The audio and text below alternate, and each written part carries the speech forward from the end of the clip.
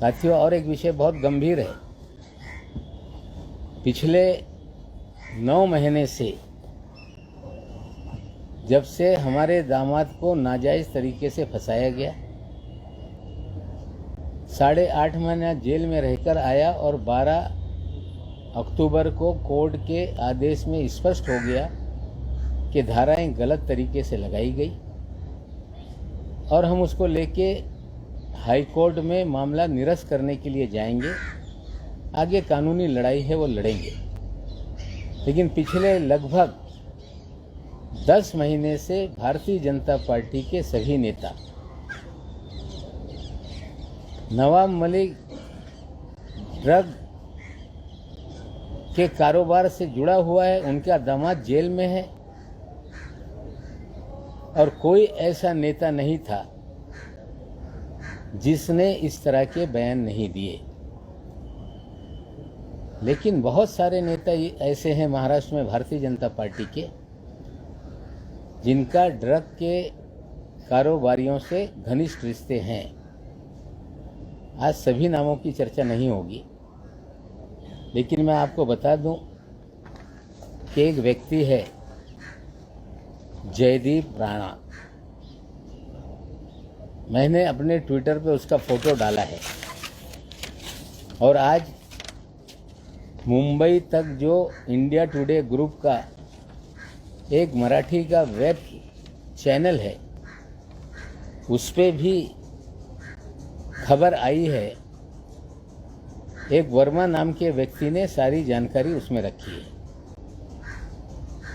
हम बताना चाहते हैं देश को कि जयदीप राणा जेल में बंद है। जो दिल्ली का केस है 8/40 DZU 2020 का, मेरी जानकारी है कि एक सुनवाई में उसे कोर्ट में हाजिर नहीं किया गया, जिसमें दिल्ली के NCB के जोनल यूनिट ने कहा कि वो जेल में है और जानकारी ऐसी है कि वे साबरमती जेल में हैं। ड्रग ट्रैफिकिंग के केस में गिरफ्तारी हुई है, लेकिन उनके रिश्ते महाराष्ट्र के पूर्व मुख्यमंत्री श्री देवेंद्र फडणवीस जी से भी हैं। आपको बता दें कि महाराष्ट्र में जब वे मुख्यमंत्री थे, मुख्यमंत्री रहते समय उनकी पत्नी ने एक रिवर सॉन्ग चल चल मूवी मुंबई नदी संरक्षण अभियान के नाम से एक रिवर सॉन्ग बनाया था। उसमें सोनू निगम जी ने गाना गाया था और देवेंद्र जी की पत्नी ने भी गाना गाया था। उसमें देवेंद्र फडणवीस जी ने भी अभिनय किया था और साथ में मुनगंटीवार जी ने भी अभिनय किया था। मैं थोड़ा आपको दिखा देता हूं और बाद में आपसे शेयर कर लूँगा।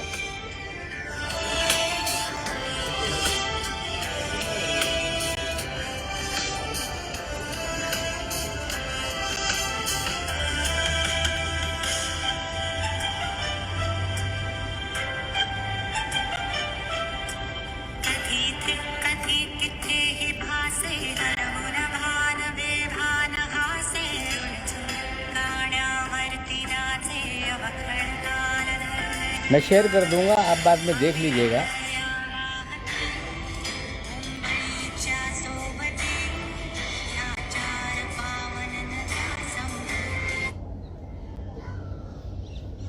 गाना गाती हैं, अच्छी बात है। नदियों को लेकर गाना गाएं, अच्छी बात है। सोनू निगम जी के साथ अभिनय करें, अच्छी बात है। देवेंद्र जी अभिनेता बन जाएं, अच्छी बात है। मुनगंटीवार जी अभिनेता बन जाए, अच्छी बात है। डायरेक्टर उसके सचिन गुप्ता थे। सिंगर अमृता फडणवीस एंड सोनू निगम, उसको म्यूजिक दिया था, जो गाना लिखा था वो अभिजीत जोशी जी ने। क्रिएटिव हेड उसके मनीष खानका थे और उसके फाइनेंस हेड जयदीप राणा जी थे। ये कह देना कि सार्वजनिक जीवन में कौन किसके साथ तस्वीरें खींच लेता है हमें पता नहीं। तस्वीर तो ऐसी है कि एक दूसरे को तुम शैतान हो इस तरह की तस्वीर है। मैंने पूछा ये निशान क्या होता है, मेरे बच्चों ने कहा कि यू आर एविल। अब कौन शैतान है मुझे पता नहीं, लेकिन ये शैतान जो नशे का कारोबारी है, ड्रग पेडलर है। एक टी सीरीज ने जो गाना रिलीज किया था जिसमें अमृता फडणवीस जी ने गाना गाया था, अभिनय किया था, देवेंद्र जी ने भी अभिनय किया था। उस समय के जो महाराष्ट्र के फाइनेंस मिनिस्टर थे मुनगंटीवार साहब ने भी उसमें अभिनय करने का काम किया था। ये कह देना कि हमसे कब मिले हम नहीं जानते, फिर बचाव करेंगे कि मुझे मालूम नहीं था ये कौन आदमी फाइनेंशियल हेड बन गया। लेकिन देवेंद्र जी के जयदीप राणा के रिश्ते बहुत घनिष्ठ थे। एक तस्वीर और डालता हूं कि गणपति देवेंद्र जी के घर पे है या जयदीप राणा के घर पे मुझे पता नहीं, लेकिन गणपति दर्शन के लिए देवेंद्र फडणवीस, जयदीप राणा ये साथ में है। इसकी तस्वीर मैं रिलीज करता हूं। ये सिर्फ मामला इतना ही नहीं, मामला महाराष्ट्र में ड्रग के बड़े कारोबार का है। कल मैंने कहा था कि देवेंद्र फडणवीस का एक वजह इसी शहर में रहता है, नीरज गुंडे, जिसको पूरी तरह से पिछली सरकार में मुख्यमंत्री निवास में एक्सेस था, मुख्यमंत्री कार्यालय में एक्सेस था, सारे अधिकारियों के चैम्बर में एक्सेस था, सारे पुलिस के ट्रांसफर वो तय करता था, ब्यूरोक्रेसी की ट्रांसफर वो तय करता था और पूरी तरह से उगाई उसी के जरिए महाराष्ट्र में की जाती थी। और देवेंद्र जी जब भी नई मुंबई की तरफ, पूना की तरफ प्रस्थान करते थे तो शाम में उनके घर में हाजिरी लगती थी और लगातार नीरज गुंडे के घर पर वो बैठते थे और वहीं से सारा देवेंद्र जी का माया जाल चलता था। सरकार बदलने के बाद महाराष्ट्र में जो भी केंद्रीय एजेंसियां हैं, चाहे ईडी हो, चाहे सीबीआई हो, चाहे इनकम टैक्स हो, चाहे एनसीबी हो, यही देवेंद्र जी का वाजे सारे कार्यालयों में फिरता नजर आ रहा है। अधिकारियों के तबादले में भी करोड़ों रुपए वसूले जा रहे हैं। समीर दाऊद वानखेड़े जो पिछले 14 साल में इस शहर में लगातार अलग अलग विभाग में काम करता है, उसके भी तबादला करने के पीछे महाराष्ट्र के पूर्व मुख्यमंत्री देवेंद्र फडणवीस हैं और उसे लाया इसीलिए गया क्या पब्लिसिटी करके नाजायज लोगों को फंसाया जाए और ड्रग का खेल इस मुंबई और गोवा में चलता रहे, इसलिए समीर वानखेड़े को लाया गया।